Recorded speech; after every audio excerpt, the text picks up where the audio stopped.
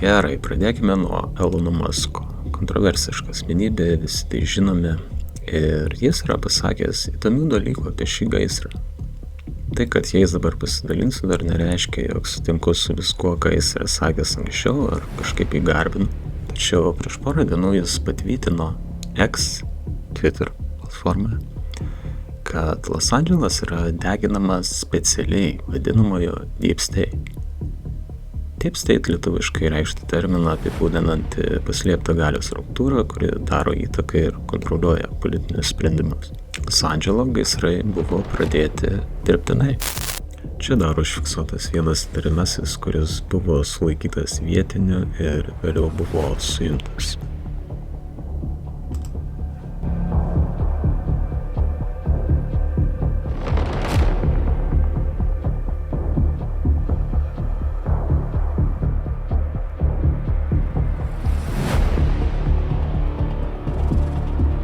Čia tas pats asmuo, tik iš kito kampo jau atvykus pareigūnams.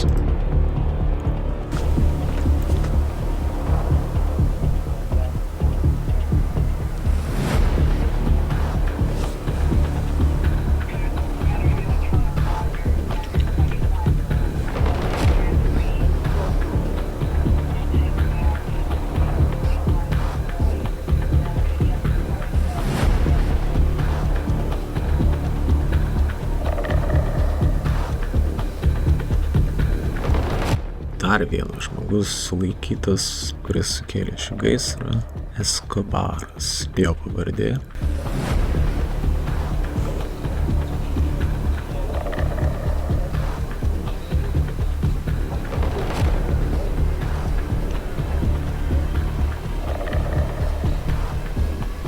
Dar Yahoo rašo, 60 metų moteris suimta dėl įtarimų padegimo netoli Leo Karilo valstybinio parko.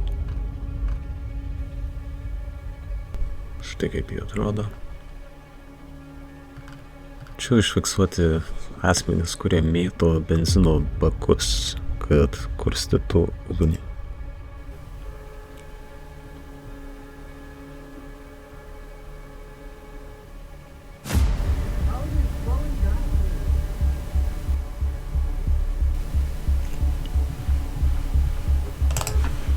Pavyzdžiui, šitame vaizdo įraše žmogus, eidamas tiesiog gatve, užfiksavo, kaip kiti asmenys padeginėja.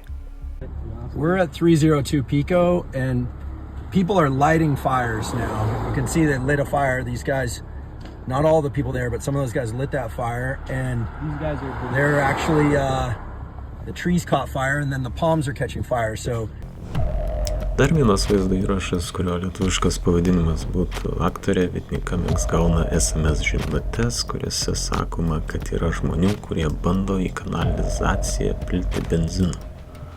Tai vyksta visur. Jos kaimynai pagavo vaikiną, kuris mūsų kalvos gale kūrena daugiau gaisrų. Tai vyksta visur. Los Andželo gaisrai nėra klimato kaita, sako aktorė.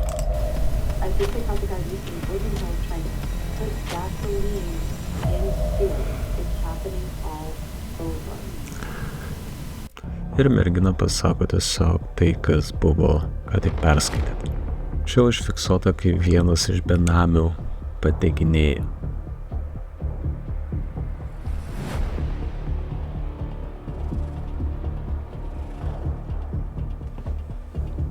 Tai va. Ir gal užteks šitų vaizdo įrašų, esu tikras, kad jų yra kur kas daugiau, čia tik keletą parinkau. Patys matote, kokia situacija ten vyksta ir ta situacija yra labai bloga. To gal ir baigime šį trumpą vaizdo įrašą ir iki kitų susitikimų.